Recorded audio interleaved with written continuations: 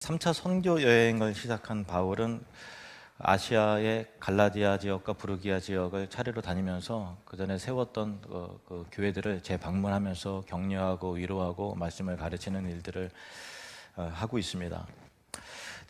그리고 나서 이제 에베소에 도착을 하는데, 바울이 2차 선교 여행을 이제 마무리를 하면서 고린도 지역에도 마무리하면서 수리아의 안디옥으로 복귀를 하잖아요. 근데 직항이 없으니까 소아시아의 에베소를, 항구 도시인 에베소를 거쳤단 말이에요. 그러면서 안식일 돼서 이 복음을 증거하는데, 그때 말씀을 들은 사람들이 계속 머물러서 이 하나님 말씀을 가르쳐 달라고 하니까 바울이 그때 뭐라고 말하는가 하면은, 만약 하나님께서 허락하시면 이곳에 다시 와서 너희들 만나게 될 것이다 하면서 예정대로 복귀를 하죠. 그리고 나서 3차 선교 여행 때 에베소로 방문한 이곳에 다시 오는 거예요. 바울의 중요한 선교 정책 중에 하나는 세운 교회들을 찾아가서 방문하고 또 찾아가고 또 방문해서 격려하고 말씀으로 새롭게 하는 그런 일들을 해나가고 있습니다. 그러니까 딱 세우고 그만두는 것이 아니라 세우고 또 방문하고 또 찾아가고 방문하는 것. 이게 굉장히 중요한 선교 전략이죠. 우리가 비전 11만을 품고 있는 우리도 그 선교지에 세운 그 여러 교회들을 우리가 멀지만 찾아가고 방문하고 또 격려하고 하는 일들이 지속돼야 돼요. 근데 몇 사람이 하면 그분들이 힘들 거 아니에요. 그러니까 우리가 같은 비전을 품고 내가 신앙생활하면서 건강이 허락된다면 나도 한 번쯤, 한 번 이상 선교지를 또 방문하고 찾아가고 격려하는 그 선교팀의 일원으로서 함께 해야 되겠다라고 하는 그 비전과 소망을 여러분 꼭 품으셨으면 좋겠어요. 왜냐하면 그 땅을 밟고 그 지역에 섰을 때만 느껴질 수 있는 하나님 나라의 비전, 하나님의 유로하심, 우리를 통해서 드러내는 하나님의 격려와 은혜가 있어요. 가보지 않으면 알 수 없는, 공감할 수 없는 부분이 있거든요. 그런데 찾아갔을 때만 느낄 수 있는 영적 은혜가 있습니다. 그래서 여러분의 그 영적 성숙을 위해서도 그렇게 함께 하셨으면 좋겠습니다. 바울이 방문한 이 에베소는 아시아주의 수도였어요. 말씀드렸다시피 2000년 전에 아시아 하면 오늘날의 우리가 살고 있는 이 아시아 대륙을 지칭하는 표현이 아니라 지금의 튀르키예, 터키 지역을 그 당시에는 아시아라고 했다는 거예요. 그래서 헷갈리지 않으셨으면 좋겠고요. 이 에베소는 소아시아 서부 해안에 위치한 중요한 항구 도시였습니다. 배가 많이 다니고 또 해상 무역이 굉장히 활발하기 때문에 그만큼 이제 역동성이 있는 도시고 번창하고 활발한 도시였는데, 로마 당국은 에베소를 소아시아 지방의 행정 중심지, 수도로 삼았어요. 거점 도시로 삼은 거죠. 당시 로마 제국이 세계를 지배하고 있을 때 가장 인구가 많고 큰 도시를 4개를 꼽을 수가 있는데, 첫 번째는 당연히 로마고요. 두 번째는 이집트의 알렉산드리아, 또 세 번째는 이 수리아의 안디옥 교회가 있는, 바울을 파송한 그 안디옥, 그리고 네 번째가 이 아시아의 에베소였습니다. 에베소는 그만큼 제국 내에서 굉장히 영향력이 있고 큰 대도시였다는 거예요. 바울이 다시 에베소로 찾아왔을 때, 지난주에 우리가 이제 함께 살펴본 그 아볼로, 탁월한 성경학자였잖아요. 그런데 그리스도에 대해서 잘 정확하게 알지 못하는 상황이었어요. 그래서 에베소에 남아 있었던 아굴라와 브리스길라 부부가 그 아볼로를 데려다가 친절하게 영접하면서 그가 부족했던 이 그리스도의 복음의 지식을 명확하게 풀어서 설명하고 가르칠 때, 이 아볼로가 겸손한 마음으로 그 말씀을 잘 듣고 배워서 더 충만해졌죠. 그래서 그가 아가야의 고린도로 가서 말씀 사역을 하고자 했을 때 아볼로 부부가 편지를 써서 고린도로 갈 수 있게 했고, 고린도에 정착한 아볼로는 말씀 사역자로서 왕성히 활동을 하는 그 시점에 이 바울이 다시 에베소로 찾아온 겁니다. 그 상황이에요. 그런데 바울이 이 에베소로 왔을 때 어떤 제자들을 만났는데, 그들의 정체가 조금 애매모호한 상황이었어요. 그래서 이 사람들이 제자인 것 같은데 뭐지? 그런 마음으로 바울이 그들에게 묻습니다. 너희가 믿을 때 성령을 받았느냐? 부를 때 그들이 우리는 성령이 계심을 듣지도 못했는데 이렇게 말하는 거죠. 그래서 바울이 그들에게 그러면 너희가 무슨 세례를 받았느냐라고 묻으니까 그 세례자 요한의 세례를 받았다라고 말합니다. 바울이 설명합니다. 세례자 요한이 회개의 세례를 베풀면서 백성에게 말하면서 내 뒤에 오시는 이를 믿어야 된다, 믿어라라고 했는데 그분이 바로 예수 그리스도시다라고 말하고 바울이 전하는 복음을 그들이 듣고 주 예수 이름으로 세례를 받을 때에 성령이 그들에게 임하셔서 그들이 방언도 하고 예언도 하는 그런 내용이에요. 마치 초대교회의 오순절 마가의 다락방에서 일어났던 그 비슷한 역사가 이 에베소의 이 작은 무리들의 가운데서도 동일하게 일어났다는 것이죠. 뭐 우리가 읽은 본문 스토리가 이렇게 좀 단순한 내용인 것 같지만 이 본문이 굉장히 학자들끼리 논쟁거리가 많고 이 부분을 어떻게 해석하느냐에 따라서 모든 세계 교회의 이 교파와 신학이 갈라지는 그 분기점 중에 중요한 첨예한 대립이 있는 이 본문이 바로 오늘 본문이에요. 왜 그런가 좀 설명드릴게요. 사도행전 19장 1절 2절 보시면은 아볼로가 고린도에 있을 때 바울이 윗지방을 다녀 에베소에 와서 어떤 제자들을 만나 이르되 너희가 믿을 때 성령을 받았느냐 이르되 아니라 우리는 성령의 계심도 듣지 못하였노라. 바울이 어떤 제자들을 만났다고 했는데 그 제자들이 그냥 누구냐, 어떤 제자를 말하는 거냐, 누구의 제자를 말하는 거냐라고 하는 거죠. 근데 사도행전의 기자인 누가는 제자라는 말을 종종 쓰는데 그때마다 예수 그리스도를 믿는 신자들을 일컫는 표현으로 제자를 썼어요. 그리스도를 믿고 따르는 성도들을 지칭하는 거죠. 그래서 이분이 그리스도인들이라는 전제 속에서 순복음과 같은 게 오순절 주의자들은 여기에 나오는 바울의 질문과 또 제자들이라고 하는 그들의 정체성과 이들의 대답을 근거로 해서 어떻게 이 본문을 해석하는가 하면은 사람이 그리스도의 제자가 되어도 거듭났어도 회심한 이후에 거듭났어도 어느 시점에 이르러서는 성령을 또 받아야 한다. 그래서 이들이 회심 후에 성령을 받는 것을 성령 세례라고 말하면서 그래서 예수 그리스도를 믿고 거듭나는 회심으로는 부족하고 그 위에 또다시 성령 세례를 받아야만 능력이 입게 되고 또 그 성령 세례의 증표로서는 이제 방언이다라고 이제 말하는 거죠. 그래서 그 순복음 교회에서는 방언하냐 못하냐 이게 굉장히 중요한 부분으로 인식이 되죠. 성령 세례 받았냐 못 받았냐. 근데 이 부분은 한편으로는 성도를 이제 계급화시키는 좀 어려움들이 있어요. 그러니까 성령 세례를 받은 사람과 받지 못한 사람, 방언을 하는 사람과 못하는 사람 이렇게 등급이 나눠지고 서열화가 되는데 물론 요즘 순복음 교회는 조금 좀 달라진 것 같습니다. 과거에는 이게 더 명확하게 구분이 됐어요. 근데 이 성도를 은사에 따라서 방언 여부에 따라서 서로 이제 구분을 하는 것은 이제 잘못된 거다라고 이제 바울의 편지인 고린도전서에서 명확하게 기록이 돼 있기 때문에 이거는 분명히 잘못된 거죠. 근데 우리 개혁주의 장로교가 이제 개혁주의 신학을 가지고 있는데 개혁주의에서는 예수님을 믿고 또 거듭날 때 이미 성령님께서 우리 안에 오시잖아요. 이것을 이제 성령 세례라 그러는 거예요. 그래서 순복음과 조금 다르죠. 이미 예수 그리스도를 믿는 자는 이미 성령님이 오신 거고 내 성령님이 내 안에 오신 것을 성령 세례라 한다라는 거죠.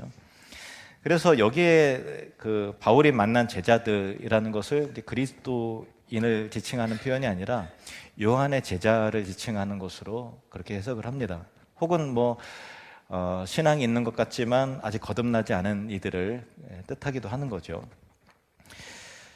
그런데 이렇게 해석을 해도 조금 어려운 점은 있어요. 왜냐하면 이들이 세례 요한의 제자라고 이게 할 경우 분명히 세례 요한이 가르친 내용은 내가 그리스도가 아니라 내 뒤에 오실 이가 그리스도다라고 말하면서 예수 그리스도께서 자기에게 오심을 보면서 보라 세상 죄를 지고 온 하나님의 어린 양이다라고 그리스도를 분명하게 이렇게 가르치고 내가 아니라 그리스도를 믿으라라고 분명히 했기 때문에 예수님에 대해서 잘 알지 못하고 성령도 알지 못한다라고 하는 것이 한편으로 이해가 되지 않는 지점이 있는 거죠. 누가복음 3장 16절 말씀 보시면 요한이, 세례 요한입니다. 모든 사람에게 대답하여 이르되 나는 물로 너희에게 세례를 베풀거니와 나보다 능력이 많으신 이가 오시나니 나는 그의 신발끈을 풀기도 감당하지 못하겠노라. 그는 성령과 불로 너희에게 세례를 베푸실 것이요. 그러니까 예수 그리스도께서는 성령과 불로 세례를 베푸실 것이다 라고 분명히 그리스도에 대해서, 성령에 대해서 언급을 했는데, 요한의 제자라고 하면서 우리는 성령이 있음을 듣지도 못했다라고 하니까 이게 알쏭달쏭한 거죠. 그죠? 예. 그렇다고 예수님을 믿는 제자라고 쳐도 더 이해가 되지 않아요. 예수를 믿으면서도 성령도 듣지 못했다라고 하는 게 말도 되지 않는 거예요. 아무튼 이 제자들을 세례 요한의 제자라고 하든 어떤 사람들이 아볼로의 제자였을 것이다 이렇게 말하는데, 그래도 이제 이해되지 않는 부분이 많아요. 주님의 제자라고 하든 간에 세례 요한이 증거하는 예수님과 성령에 대한 메시지를 잘 알지도 듣지도 못했다고 하는 이들의 그 애매모호한 정체성과 뭐라고 해석할 수 없는 상황이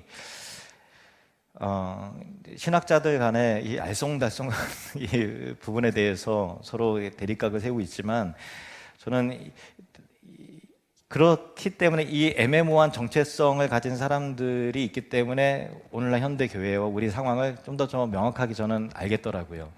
그렇지, 우리가 경험하는 이 교회 현실에 맞는 캐릭터들이 등장했구나, 저는 그렇게 보이거든요. 무슨 말인가 하면, 우리가 신앙생활 할 때 우리 주변에 이처럼 정체성이 애매모호한 신자들이 실제로 많이 있기 때문에 그래요. 수십 년을 교회를 다녔는데 아무리 봐도 거듭난 흔적이 없어 보이는 이들이 있더란 말이죠. 분명히 오래 다녔으니까 집사이기도 하고 또 성도님하고도 부르기도 하고 당연히 교회 다니가 그리스도인인데 그리스도의 지식과 성령에 대한 그 경험이 없는 거예요. 이들을 거듭났다고 볼 수 있을까라고 할 때 어떤 신학적 입장을 대입해도 답이 안 나오는 그야말로 애매모호한 정체성을 가진 이들이 실제로 있죠.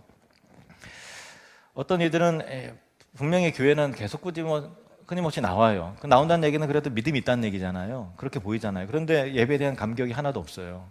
그냥 왔다 가는 거지. 어떤 사람은 예배에 대한 감격을 많이 받아요. 찬양할 때 눈물도 흘리고 은혜도 있는 것 같아요. 근데 그분을 보면 삶의 변화가 없다. 이럴 경우 뭐지? 그분이 그렇게 말씀 은혜를 받는 것 같은데 과연 뭘까? 뭔가 애매하잖아요. 그죠? 어떤 사람은 성경 너무 좋아해요. 자기는 성경을 2번, 3번, 10번이고 읽었다. 그러는 그 성경도 열심히 듣고 찾아서 듣고 하는데, 이분은 지식적으로 자기를 이제 만족하는 지적 호기심과 그걸 채우는 것으로 하는 것이지, 말씀을 정말 하나님의 말씀으로 믿고 따르는가 할 때 학문적인 접근인 거지, 말씀을 하나님의 말씀으로 믿지 않는 사람도 의외로 많이 있거든요. 그들은 과연 뭐냐라고 하는 거죠. 어떤 사람은 우리가 볼 때 삶의 변화도 있는 것 같고 봉사도 열심히 합니다. 인격적으로 또 훌륭해요. 그래서 직분도 받죠. 근데 물어보면 복음도 알지 못하고 또 자신의 죄에 대해서 가슴을 치고 통회하고 자복하는 회개의 경험이 없는 사람도 있다라는 거예요. 이들을 교인이라고는 부를 수 있죠. 그런 의미에서 제자라고는 할 수 있겠지만, 과연 거듭난 그리스도인이라고 하기에는 본인도 알지 못하고 우리도 알지 못하고 애매모호한 그런 상태, 하나님만이 아시겠죠. 그런 사람들이 실제로 우리 주변에 많이 있더라는 거예요. 우리 자신일 수도 있습니다. 그렇지 않습니까?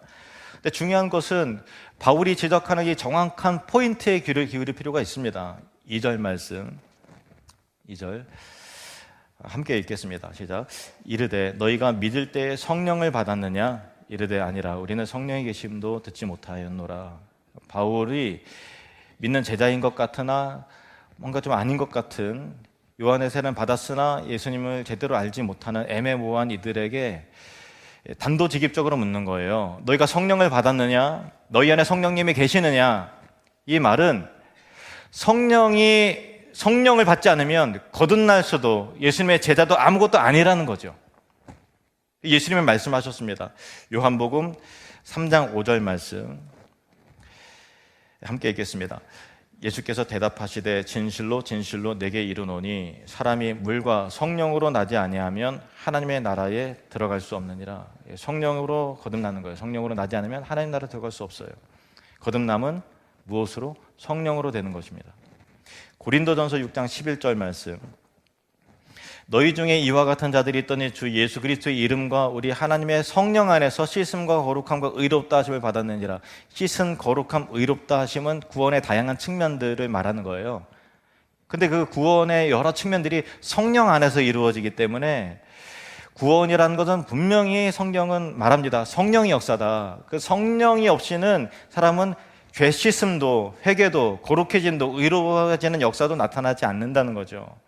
고린도전서 12장 3절 말씀. 그러므로 내가 너희에게 알리노니 하나님의 영으로, 성령이죠. 하나님의 영으로 말하는 자는 누구든지 예수를 저주할 자라 하지 아니하고 또 성령으로 아니하거나 누구든지 예수를 주시라 할 수 없느니라. 성령의 역사 아니면은 우리가 예수님 나의 주님으로 고백하고 인정할 수가 없어요. 예수님이 나의 주인으로 인정되고 고백하는 사람은 그 입술의 고백이 그냥 의지로 되는 게 아니라 내 안에 성령님께서 나를 감동시키시고 그런 고백을 이끌어내신다라는 거예요. 성령님을 통해서만 우리가 예수님을 영접하게 되고, 예수님을 영접하게 되면 어떤 확신이 있어야 되는가 하면 내 안에 성령님이 계시다라는 것으로 분명한 인식이 있어야 됩니다. 고린도후서 1장 22절. 그가 또한 우리에게 인치시고 보증으로 우리 마음에 무엇을? 성령을 주셨느니라. 이미 우리 안에 예수 그리스도를 믿는 자는 우리 안에 성령님이 계십니다. 고린도전서 3장 16절 이 부분 같이 읽을까요? 시작. 너희는 너희가 하나님의 성전인 것과 하나님의 성령이 너희 안에 계시는 것을 알지 못하느냐? 우리 안에 성령님이 계시다라는 거예요. 그래서 우리는 성전이죠. 그래서 이 개혁주의 입장에서 볼 때는 자, 세 가지 질문을 하겠습니다. 여러분이 마음 가운데 믿어지면 아멘으로 마음으로 대답을 하십시오. 자, 첫 번째 질문. 예수 그리스도를 나의 구주로 믿습니까? 두 번째, 성령을 받았습니까? 세 번째, 성령 세례를 받았습니까? 이 질문은 사실상 같은 질문이에요. 우리 장로교 입장에서는 예수 그리스도 나의 구주를 믿습니까? 할 때 아멘 한 사람은 성령 세례 받았습니까? 할 때 그건 아닌 것 같은데 이럴 대답이 있을 수가 없는 거예요.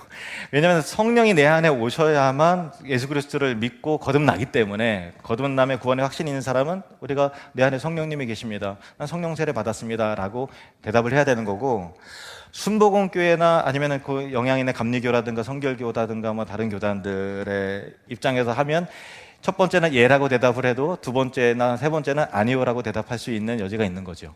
예. 이렇게 교단마다 차이가 있습니다. 그런데 저는 이제 장로교 목사니까 장로교의 입장을 지지하고 이 방향이 성경적이라 저는 분명히 확신합니다. 우리가 찾아본 구절처럼 말씀을 구절을 근거로 하면, 그럼에도 불구하고 우리 장로교의 성령론은 분명히 성경적이고 맞습니다만은 우리의 부족함과 우리의 그 잘못된 편협한 신앙으로 인해서 어떤 함정에 빠질 수가 있는가 하면은 이미 성령님이 내 안에 계시고 성령님이 내 안에 있다라고 하는 이 안도감과 이 신학적 믿음에 대한 우리의 죄성으로 기인된 이 오해로 인해서 성령님에 대한 기대감과 사모함이 별로 없다라는 것이 이 장로교인들의 큰 문제점이에요. 제가 장로교 목사지만 실제로 그렇습니다. 오순절 교단은 성령 세례에 대한 신학적 관점은 조금 이제 오류가 있고 잘못될 수도 있다 할지라도 그래도 그들에게는 성령의 역사가 나타나고 성령의 은사와 체험이 그들 삶 가운데 일어나는 이유는 성령을 구하기 때문에 그런 거예요. 성령에 대한 강한 열망과 기대감이 있다라는 것은, 이것은 사실 우리보다 훨씬 더 나은 점이라는 거예요. 그래서 성령 세례에 대한 신학적 정의가 어떻게 되느냐라고 하는 이 신학적 지식을 가지는 것이 때로는 중요한 부분임에 틀림없습니다만은 더 중요한 건 뭐냐면 내 안에 계신 성령님을 사모하느냐, 성령의 인도하심을 내가 받느냐, 성령이 오시옵소서 나를 변화시켜 주시옵소서라고 하는 이 기대감과 열망이 과연 있느냐라고 라고 하는 것이 성령론을 따지고 싸우는 것보다 훨씬 더 핵심적이고 훨씬 더 중요한 문제라는 거예요. 지식으로는 내 안에 성령님 계시다고 인정은 뭐예요? 성령님과 동행하지 않는데, 성령에 대해 기대감이 없는데, 이 함정과 오류에 우리가 빠진다면 아무리 신학을 가지고 있어도 그게 뭐예요? 아무것도 아닌 거예요. 그래서 바울이 핵심적인 질문을 합니다. 너희가 믿을 때 성령을 받았느냐? 라는 질문은 무엇보다도 성령이 중요하기 때문에, 성령이 임하지 않으면 아무것도 아니기 때문에 그렇게 질문한 것입니다. 예수님께서 승천하시기 전에 제자들에게 말씀하셨죠. 사도행전 1장 8절 말씀. 오직 성령이 너희에게 임하시면 너희가 권능을 받고 예루살렘과 온 유대와 사마리아와 땅끝까지 이르러 내 증인이 되리라 하시니라. 뭔가 자신감으로 선교 못하는 거예요. 성령이 임하셔야만 우리가 증인이 되는 거예요. 성령이 임하셔야만 제자가 제자다워지고, 목사가 목사다워지고, 직분자가 직분다워지고, 교회가 교회다워지더라는 거예요. 성령이었으면 아무것도 아니에요. 그냥 공동체예요. 사회 조직이에요. 그냥 직업군이에요. 사건이에요. 명찰만 달고 있는 거란 말이에요. 성령이 임하셔야만 교회의 영광이 회복되고, 복음의 역사가 나타나고, 병고침의 역사가 나타나고, 복음이 능력 있게 선포가 되는 것입니다. 기도를 하더라도 성령 안에서 기도해야 되는 거예요. 그래야 그 기도가 기도다워지는 거죠. 에베소서 6장 18절 말씀, 사도 바울이 나중에 에베소 교회 성도들에게 이렇게 말합니다. 모든 기도와 간구를 하되 항상 성령 안에서 기도해야 된다. 항상 성령 안에서 기도해야 된다. 이를 위하여 깨어 구하기를 항상 힘쓰며 여러 성도를 위하여 구하라. 봉사를 하더라도요, 성령으로 봉사해야 유익한 결과가 나와요. 성령으로 봉사하지 않으면 다 자기 의예요. 내가 이만큼 봉사했는데 대가 요구하고, 다 자기 자랑하고, 봉사 때문에 서로 싸우고 분쟁하고. 왜냐하면 우리 인간의 봉사기 때문에 그래요. 우리 죄인이기 때문에. 그래서 성령으로 봉사해야 된다. 빌립보서 3장 3절 말씀 같이 읽겠습니다. 시작. 하나님의 성령으로 봉사하며 그리스도 예수로 자랑하고 육체를 신뢰하지 아니하는 우리가 곧 할례파라. 하나님의 성령으로 봉사해야 된다. 그냥 봉사 아니라는 거예요. 신자가 행하는 것도 성령을 따라 행해야 되는 거예요. 성령님께서 인도하시는 대로, 성령님께 감동 주시는 대로 예민하게 행해야 된다는 거예요. 갈라디아서 5장 16절 말씀. 내가 이르노니 너희는 성령을 따라 행하라. 그리하면 육체의 욕심을 이루지 아니하리라. 전도와 선교의 역사도요, 성령 사역이에요. 성령으로만 됩니다. 데살로니가전서 1장 5절 말씀. 바울은 철저하게 성령님을 의지합니다. 나의 말빨, 나의 지식 아니에요. 바울은 철저하게 복음의 역사는 교회의 주인은 성령님이시라는 인식이 투철했어요. 이는 우리 복음이 너희에게 말로만 이른 것이 아니라 또한 능력과 성령과 큰 확신으로 된 것임이라. 우리가 너희 가운데서 너희를 위하여 어떤 사람이 된 것을 너희가 아는 바와 같으니라. 그리고 우리를 거룩하게 변화시키는 분도 성령님이세요. 데살로니가 후서 2장 13절 말씀. 주께서 사랑하시는 형제들아, 항상 너희에 관하여 마땅히 하나님께 감사할 것은 하나님이 처음부터 너희를 택하사 성령의 거룩하게 하심과 진리를 믿음으로 구원을 받게 하심이니. 그리고 성령님이 임하시면 교회가 하나가 됩니다. 이 에베소서 4장 3절 말씀 시작. 평안에 매는 줄로 성령이 하나 되게 하신 것을 힘써 지키라. 물론 어렵죠. 그래서 힘써야 된다는 거예요. 그렇지만은 중요하다. 왜냐하면 성령이 하나 되게 하셨기 때문에. 그리고 성령님은요, 오늘날도 교회를 향해서, 저와 여러분의 교회이죠. 믿으십니까? 성령님께서 말씀하신다는 거예요. 이태규 목사의 말로 듣지 마세요. 요한계시록 2장 29절 말씀 시작. 귀 있는 자는 성령이 교회들에게 하시는 말씀을 들을지어다. 귀 있는 자는 성령이 교회들에게 하시는 말씀을 들을지어다. 성령님께서 말씀하시지 않는 설교는 설교가 아니죠. 성령님께서 임하시지 않는 예배는 예배가 아니죠. 성령의 역사를 모르는 목사는 목사가 아니죠. 성령께서 함께 하지 않는 선교는 선교가 아니죠. 성령이 없는 교회는 교회가 아닙니다. 성령이 없는 장로는 장로가 아니고 권사가 아니에요. 저도 마찬가지고. 귀 있는 나는 성령이 교회들에게 하시는 말씀을 들을지어다. 그러므로 저와 여러분 축복합니다. 성령을 사모하시고 성령을 기대하시기를 축원합니다. 제가 2009년도에 그 포커싱 리더스를 통해서 이제 이철호 목사님이라는 분을 멘토로 만나게 됐는데, 이분 만나고 나서 많은 것들을 제가 이제 배우고 잘못된 점을 깨닫고 고치고 회개하게 된 것 중에 하나가 성령에 대한 거였어요.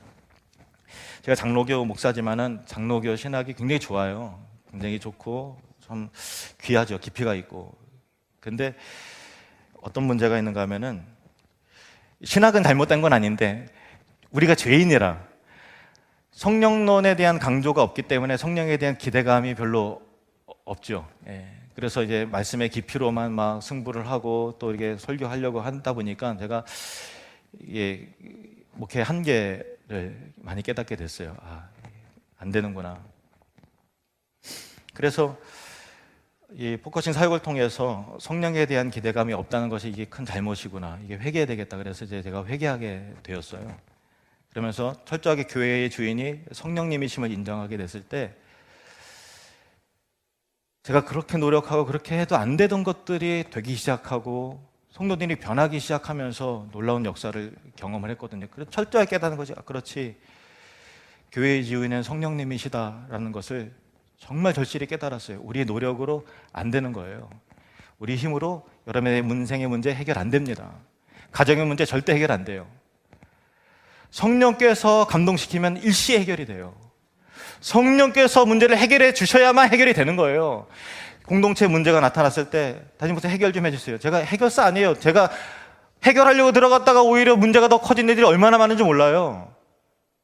해결사가 아니에요. 제가 어떻게 해결을 해요? 해결사가 아니더라는 거예요. 이거 한번 해결해 볼까 하다가 더 일이 더 커져요. 철저하게 하나님만이 하실 수 있는 거예요. 십자가 복음만이 할 수가 있고 우리의 완악한 죄성 성령의 능력으로만 깨어진다라는 것입니다. 제가 김종서 선교사님을 보면서 내가 이분을 꽉 붙들어야 되겠다, 이분 절대 놓치지 않아야 되겠다라고 생각하게 된 것이 이 점이에요. 우리 김선교사님의 사역에는 사람이 할 수 있는 이상의 일들이 일어나요. 여러 선교사님을 제가 많이 만나보잖아요.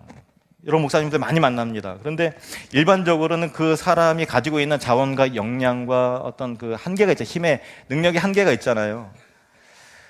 근데 어떤 사람에게는 그것 이상의 일들이 일어나는 거예요. 자원은 이만큼인데 이만한 일들이 일어나요. 더 큰 일들이 일어나요. 놀라운 확장이 일어나요. 그럼 뭐냐? 그분을 통해서 성령께서 일하시는 거죠.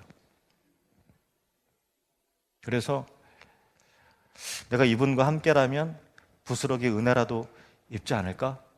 내 힘으로는 야성도 없고 능력도 없고 잘 못하지만 이분과 동행한다라는 것만으로도 성령의 일하심을 함께 경험할 수 있겠다 싶은 거죠. 여러분, 저는 이게 부족함이긴 하지만 한편으로는 지혜라고 생각해요. 여러분, 성령님의 파도가 있는 그 교회와 그 역사 속에서 성령님의 예민하게 움직이는 사람과 동행할 때 그 파도를 같이 타는 은혜를 경험해야 돼요. 그러면 우리 인생에서 할 수 없는 일들을 하게 돼요.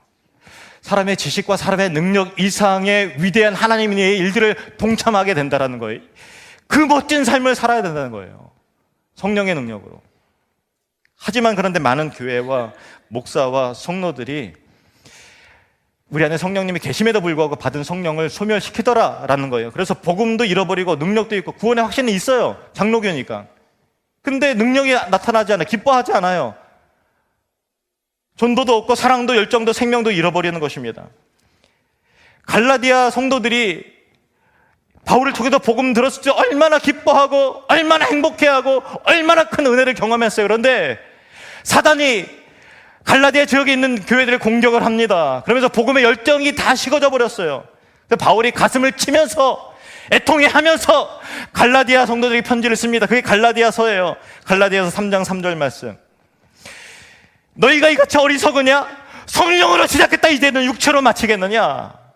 이 육체의 사람들아, 성령으로 시작했다가 이제는 육체로 마치겠느냐? 이게 비단 갈라디아 교회들을 향한 메시지겠습니까? 오늘날의 많은 교회들을 향한, 어쩌면 우리를 향한 메시지가 아니겠습니까? 데살로니가 전서 5장 19절 말씀, 성령을 소멸하지 말며. 성령님 내 안에 있어요. 맞습니다, 있어요. 그런데 소멸된 상태로 있는데 바람 나빠져갖고 마치 없는 것 같이 육의 사람처럼 세속인이 다 돼서 똑같이 그냥 사회 조직으로 만들어버리고, 이게 되겠느냐는 거예요. 우리는 이렇게 되지 않기를 바랍니다. 여러분이 이렇게 되지 않기를 바랍니다. 우리 교회는 이렇게 되지 않기를 바랍니다. 에베소서 5장 18절, 술 취하지 말라. 이는 방탕한 것이니 오직 성령으로 충만함을 받으라. 술 취하는 것은 우리를 취하게 하는 게 술뿐이겠습니까? 음란함과 도박과 또 마음의 미움과 원망과 시기와 그런 것도 우리의 마음을 다 뺏어버리고 세상의 향락에 우리를 취하게 만드는 거예요. 성령님과 역행하는 거죠. 그래서 대조하는 것입니다. 오직 성령으로 충만함을 받으라. 정말 우리에게 필요한 것은 성령의 충만함을 받는 것입니다. 이 성령의 충만함을 성령 세례로 부르든 성령의 기름 부음을, 우리는 신학적으로 그것이 옳지 않다고 얘기는 하지만 상관이 없는 건 사실은 본질적으로는 성령의 기대감을 가지고 있어야 돼요. 그래서 바울은 이 애매모호한 사람들, 그리스도인인 것 같기도 하고 아닌 것 같고 같았다고 그러지는 지식은 없고 성령님을 알지도 못하는 그들에게 너희가 믿을 때 성령을 받았느냐? 내 안에 계신 성령의 충만함을 구하면서 우리 공동체에 성령의 임하심을 구함으로 그의 사랑과 경광과 은혜와 능력을 회복하는 우리 모두가 되시기를 주님의 이름으로 축원합니다.